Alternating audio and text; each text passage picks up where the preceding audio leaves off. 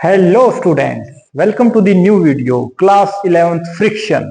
ये तो बात हम सुनते आ रहे हैं, जब भी कोई भी बॉडी मूव करती है या टेंस टू मूव करती है, ट्राई करती है मूव करने के लिए, उस टाइम पर बिना अप्लाई किए भी ऑटोमेटिकली एक फोर्स क्रिएट हो जाता है, जिसको हम क्या बोलते हैं? उसको बोलते हैं हम फ्रिक्शन। तो आज हम फ्रिक्शन के बारे में पढ़ने वाले हैं और इसके जो विभिन्न टाइप्स, डिफरेंट टाइप्स क्या होते हैं, उनका इफेक्ट क्या पड़ता है किसी भी फोर्स के ऊपर, उन सभी चीजों के बारे में आज हम पढ़ने वाले हैं। ये क्लास 11 का टॉपिक रहने वाला है। सबसे पहले अगर हम बात तो फ्रिक्शन क्या होता है? ओपोजिशन होता है, it is a kind of force opposition to the force applied. तो जब हम कोई भी फोर्स अप्लाई करते हैं उस टाइम पर जो फोर्स क्रिएट होता है उसको बोलते हैं हम फ्रिक्शन। तो देखो, whenever a body tends to move over another body surface, तो जब एक बॉडी दूसरी बॉडी के सरफेस के ऊपर मूव करती है, वो स्लाइड भी हो सकती है, वो रोल भी हो सकती है, या वो पुश और पुल भी हो सकती है। तो उस टाइम पर वो बॉडी जब पोजेज उसको ओपोज करती है, उसको ही हम क्या बोलते हैं? फ्रिक्शन बोलते हैं। जो फ्रिक्शन है वो क्या होता है? ओपोज करता है रिलेटिव मोशन को। कि जैसे अगर हम बात करें, ये हैंड है, ये क्या है? पेन। जब ये पेन इस हैंड के सरफेस के ऊपर मूव करेगा तो इस टाइम पर जो ये हैंड है इसके ऊपर क्या करेगा? एक ओपोजिशन को फोर्स क्रिएट करेगा, जिसको हम क्या बोलेंगे? फ्रिक्शन बोलेंगे। यही बात हम पढ़ने वाले हैं कि फ्रिक्शन क्या होता है और उस टाइम पर किस तरह है। तो इसी के अकॉर्डिंग देखते हैं। फ्रिक्शन के 3 टाइप्स होते हैं। तो जैसा अभी हमने जस्ट बताया, क्या हो सकता है? एक तो हो सकता है कि बॉडी रेस्ट पर ही हो, दूसरी बात हो सकती है कि बॉडी स्लाइड करते हुए आ रही हो, फिसलते हुए आ रही हो किसी भी इंक्लाइंड सरफेस से, और थर्ड वन क्या हो सकता है कि वो बॉडी रोल करते हुए आ रही हो, ऊपर से इस तरह से रोल करते हुए आ रही हो। वो क्या हो जाएगा? उस टाइम पर जो एक्शन में आएगा वो क्या होगा? Rolling friction. और जब हम क्या करते हैं? हम स्विम करते हैं पानी के अंदर, या जो बर्ड्स है वो फ्लाई करते हैं एयर के अंदर, तो हमें ये पता है लिक्विड और गैसेज क्या है? फ्लूइड पार्टिकल्स, फ्लूइड सब्सटेंसेस है, वो फ्लो करते हैं। तो जब कोई भी फ्लूइड इस तरह का कोई भी ओपोजिशन ऑफ फोर्स क्रिएट करता है, उस टाइम पर उसको बोलते हैं फ्लूइड फ्रिक्शन। तो इन्हीं चीजों के बारे में आज हम डिस्कस करने वाले हैं डीप में। देखिए, सबसे पहले बात आती है स्टैटिक फ्रिक्शन। स्टैटिक फ्रिक्शन क्या होता है? फोर्स होता है, एक्सर्ट किया जाता है on a surface by another surface when there is no motion between the two surfaces. तो देखो, ये सरफेस के ऊपर क्या रखा गया है? ये सोफा सेट, काउच प्रेजेंट है। ये पर्सन अब जब इनको क्या कर रहा है? पुश कर रहा है, पुल कर रहा है, उस टाइम पर ये क्या है? रेस्ट पर है। तो जब कोई भी दो सरफेसेस एक दूसरे के साथ कांटेक्ट में है लेकिन वो रेस्ट पर है, मोशन में नहीं है, उस टाइम पर वहां कौन सा फ्रिक्शन प्रेजेंट है? उसको हम बोलते हैं स्टैटिक फ्रिक्शन। तो ये बात तो हमें क्लियर होगी। स्टैटिक फ्रिक्शन वो फोर्स एक्सर्ट किया जाता है एक सरफेस के द्वारा दूसरे के ऊपर जब वो दोनों सरफेसेस क्या हो? रेस्ट पर। तो यही एग्जांपल हम बता सकते हैं। In the image on the left, the force is applied to the couch is balanced by the static friction of force. और मेनली जो फ्रिक्शन है वो कौन क्रिएट करता है? वो क्रिएट करता है सरफेस। क्योंकि यहाँ पर जो पर्सन है ये एक ही साइड में तो प्रेजेंट है, लेकिन दूसरी साइड से कौन एक्सर्ट कर रहा है? तो जो ये है ना फोर्स के जो फोर्स है, ये कौन क्रिएट कर रहा है? ये कर रहा है सरफेस जिसके ऊपर ये काउच प्रेजेंट है। ये बात क्लियर होगी स्टैटिक फ्रिक्शन क्या होता है। उसके बाद नेक्स्ट आ जाता है स्लाइडिंग फ्रिक्शन। हमने क्या किया? जस्ट प्लेस करके और इसको धकेल दिया।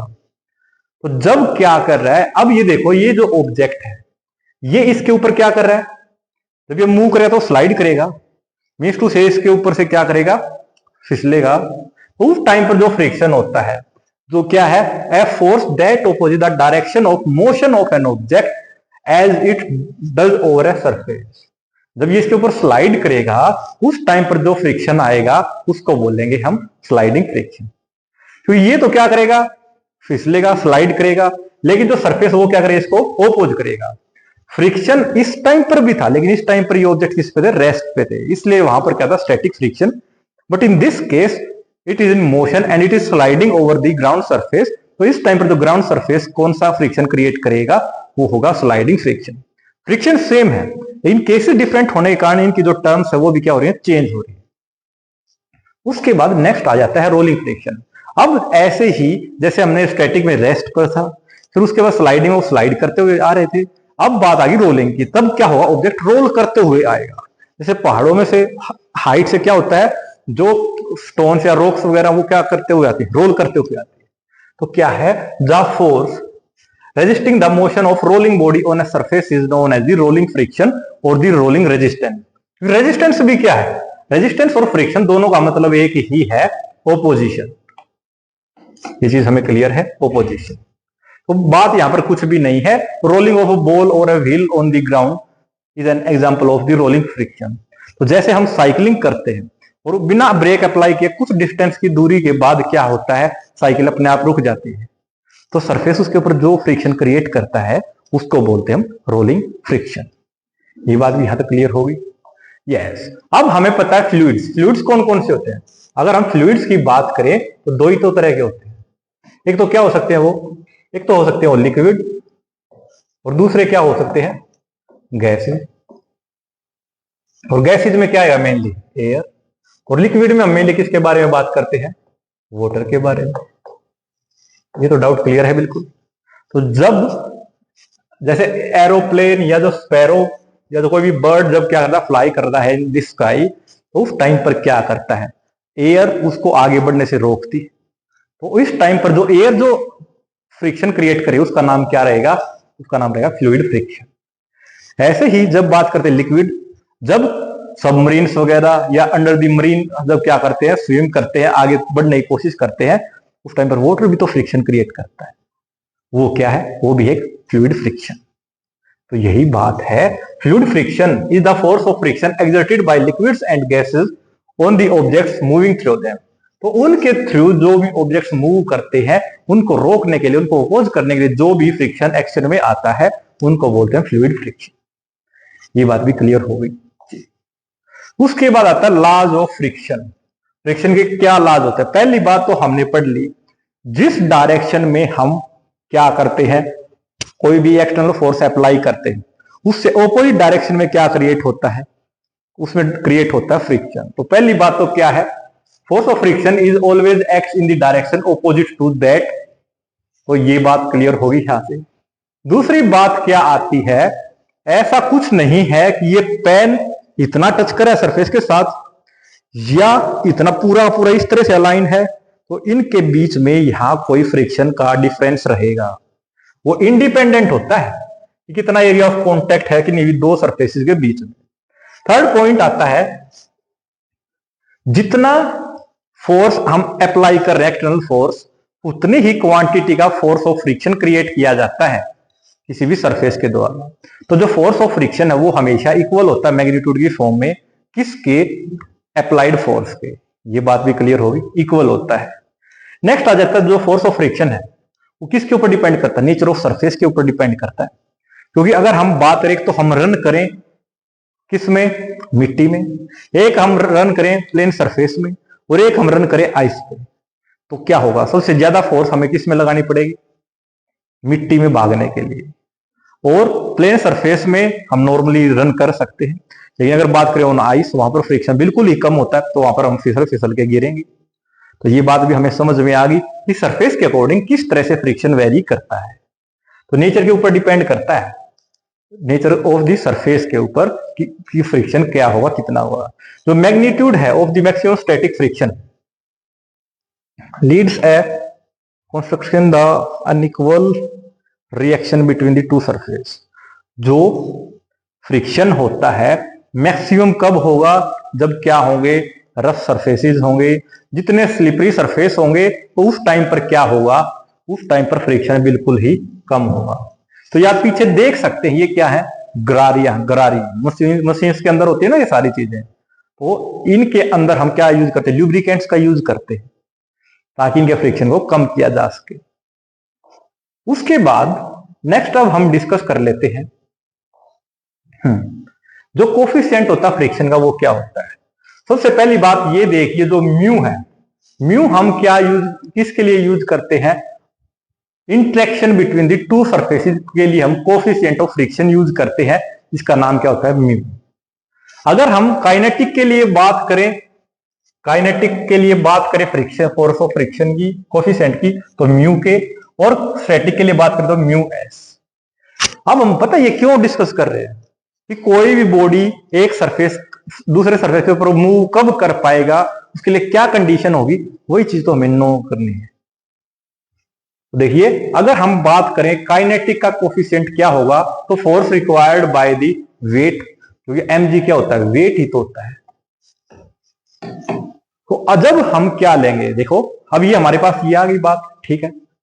दोनों में क्या है, एम जी तो सेम है, लेकिन अगर हम बात करें force required to move the object को स्ट्रेस स्पीड, अब यहां पर आप देखिए एम जी का है डाउनवर्ड और एन क्या है, नॉर्मल होती है, ये क्या होती है, रिजल्टेंट होती है, नॉर्मल होती है हमेशा सरफेस की। तो देखिए जो म्यू है, म्यू की वैल्यू अगर क्या सॉरी अगर म्यू एस क्या होगा, ज्यादा होगा म्यू काइनेटिक से, तो उस टाइम पर ऑब्जेक्ट किस पे रहेगा, रेस्ट पर। लेकिन अगर म्यू के क्या हो जाएगा, ज्यादा हो जाएगा म्यू एस से, तो उस टाइम पर ऑब्जेक्ट किस में आ जाएगा, मोशन में आ जाएगा। हमें तो सिर्फ ये याद रखना, हमें तो बस फॉर्मूला याद रखना है कि जो म्यू है, म्यू क्या होता है, तो म्यू जो कोफिशिएंट है ये होता है फोर्स डिवाइडेड बाय वेट। हमें तो इसमें से बस ये चीज याद रखनी है और कुछ भी याद नहीं रखना है। ये चीज क्लियर है। और जो म्यू की वैल्यू है वो हमेशा 0 और 1 के बीच में ही लाई करती है, इसको हम अपने अकॉर्डिंग, अपने नीड के अकॉर्डिंग चेंज नहीं कर सकते। ये बात क्लियर होगी। उसके बाद नेक्स्ट टर्म आ जाती है कि जो एंगल ऑफ फ्रिक्शन क्या होता है।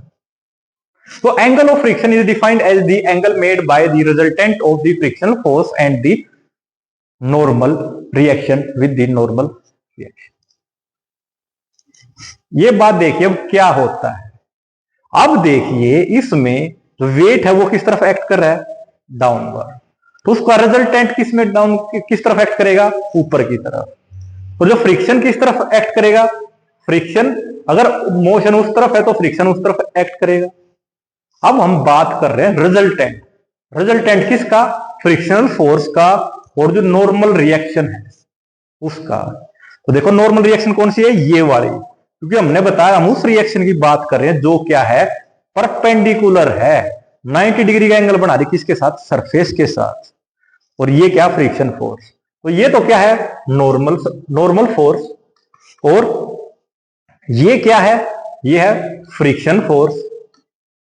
तो इनका जो रिजल्टेंट आएगा वो रिजल्टेंट इनके बीच में आएगा ना। तो जो एंगल सब्टेंड किया जाएगा ये हमारा क्या होगा, एंगल ऑफ फ्रिक्शन होगा। ये बात क्लियर होगी। और कुछ भी बात याद रखने की नहीं है इसमें। नॉर्मल फोर्स ये है, फोर्स ऑफ फ्रिक्शन ये है, इनका जो रिजल्टेंट है उसके अलोंग जो एंगल डिनोट किया जाएगा वो क्या होगा, एंगल ऑफ फ्रिक्शन। चलिए नेक्स्ट देखते हैं। अगर हम कंसीडर कर लेते हैं कोई भी एक ऑब्जेक्ट जो इंक्लाइंड प्लेन से क्या करता है, और वो इंक्लाइंड प्लेन कैसा हो, रफ, उससे स्लाइड करते हुए नीचे की तरफ आता है, तो उस केस में देखते हैं क्या होता है। अब चाहे ऑब्जेक्ट इस तरह से प्लेस किया गया हो सरफेस के ऊपर, उस टाइम पर भी उसका वेट नीचे की तरफ एक्ट करेगा। अगर इस तरह से कोई सरफेस कंसीडर कर लेते हैं तो उस टाइम पर उसका वेट किस तरफ एक्ट करेगा, उसका वेट इसी तरफ एक्ट करेगा, इस तरह से। ये बात हमें यहां तक क्लियर है। तो इसमें हमने एक ऑब्जेक्ट कंसीडर कर लिया ये वाला, जिसका वेट किस तरफ एक्ट कर रहा है, नीचे mg इस तरफ।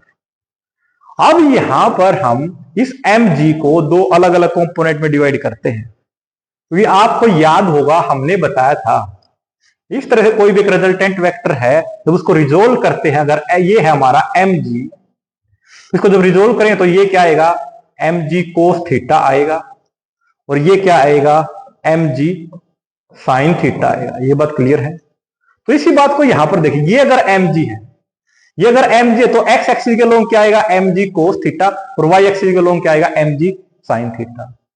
ये बात हमें यहां तक क्लियर होगी।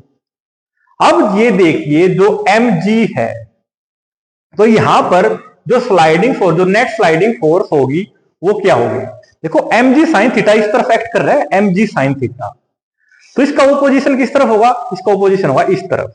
ये बात यहां तक समझ में आई। और ओपोजिशन के लिए हम क्या यूज करेंगे, ओपोजिशन के लिए हम यहां बता सकते हैं म्यू एन। म्यू क्या है, जो अभी हमने पढ़ा था, कोफिशिएंट ऑफ फ्रिक्शन, और एन क्या है, नॉर्मल फोर्स। तो जब हम यहां पर अब क्या लिखेंगे, देखो नॉर्मल फोर्स का रिएक्शन कौन है, mg cos थीटा है। तो यहां पर ये देखिए जो फोर्स, नेट फोर्स होगी वो क्या होगी, mg sin थीटा माइनस का म्यू एन, तो माइनस का म्यू, और एन की वैल्यू क्या है, देखो एन, एन किसके इक्वल है, mg cos थीटा के इक्वल है।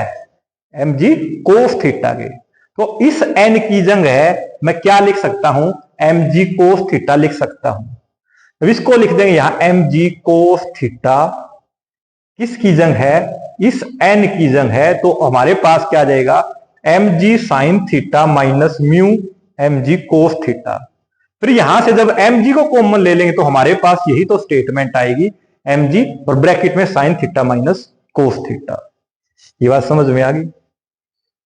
और हमें कैलकुलेट क्या करना है, एक्सेलरेशन कैलकुलेट करनी है of the body down a rough incline plane. तो हमें ये पता है ना, जो फोर्स का फॉर्मूला क्या होता है, मास इंटू एक्सेलरेशन। तो जो मास है, मास तो सिंपली m है, लेकिन अगर बात करें एक्सेलरेशन, एक्सेलरेशन तो हमें कैलकुलेट करनी है। तो एक्सेलरेशन इक्वल टू क्या आ जाएगी, फोर्स डिवाइडेड बाय मास। तो देखो फोर्स अभी हमने कैलकुलेट करी थी, क्या थी, एम जी इंटू में sign theta minus mu cos theta. तो यहां जब रखेंगे एम जी बाय में m और sign theta minus mu cos theta, तो m से m कट जाएगा। तो हमारे पास जो एक्सेलरेशन आएगी वो क्या आएगी, g इंटू में sign theta minus cos theta. Okay. So without making you getting bored, today we are going to do only this much in this session. मिलते हैं नेक्स्ट वीडियो के साथ। Thank you and have a nice day.